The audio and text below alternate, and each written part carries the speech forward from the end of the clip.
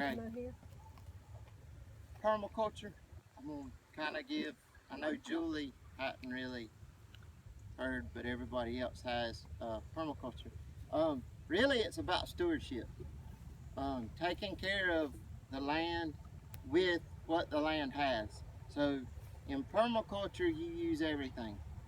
Today we're going to build a Hugel bed, which we're going to take cut down logs and limbs from them actually cutting timber, and we're going to put them in the Hugel bed. Like I said on the Facebook post, that it's really whatever you have. We've got about a 50-foot trench. It could be a 6-foot Hugel bed. Size doesn't matter. It's about the process in which you're doing it, because what we're doing here is we're actually making it because of the water retention. We'll plant on it, and it takes very little added water other than rainfall to keep it sustainable. That is the key to permaculture, is sustainability.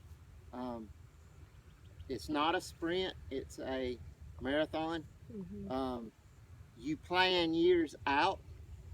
A Hugel bed is more productive later on down the road than it is in years 1 and 2. Just because of the natural breakdown of the wood, which turns into a sponge, soaks up water, holds water, and then the roots from the plants actually go deep into the Hugel bed. And so this morning, that's what we're going to show. We've got a pile of sticks, logs. We've got a pile of mulch. Fortunately here we have plenty of mulch readily available, but it doesn't have to be ground wood chips. It can be leaves, it can be yard debris. One of the things that I'm also going to show you is that we won't use is stakes. As you build your Hugel bed, it may be a necessity to hold in limbs. So you just cut limbs with a crook and you push them into the mound as you build up, and hold your green limbs down. Green limbs with leaves, suitable for this. I've got some maples with leaves still on them. So really nothing's out of the question. Grass clippings, weeds. Weeds, use them for compost. Put them in. They'll die down, they'll decay, and provide the nitrogen that the Hugel needs. So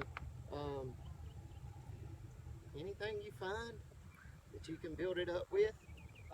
We've taken the dirt out of the trench.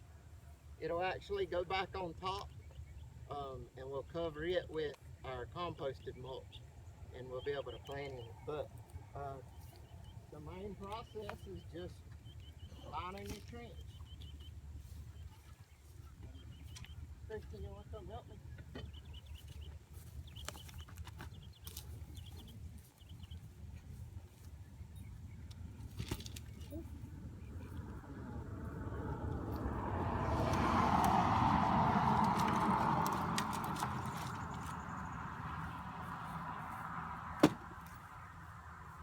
So we can do this right now. Another aspect to it is you're going to have air pockets that over time will settle in. And as they settle in, you just can pile more on top. It's not a static process. Anything goes with it. Part of the process is just chop and drop. Anything you cut, put it in. Don't wait through burning, throwing out. Find any of your neighbors that are willing to donate to the cause. A lot of them like pretty clean yards. So you get to use it, and then maybe they'll see the fruit of your labor, and you can share it with them.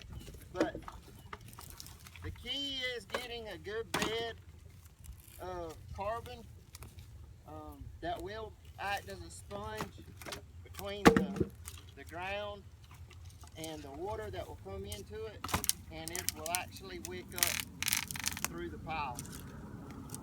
It really works. Stop it. I'll do it.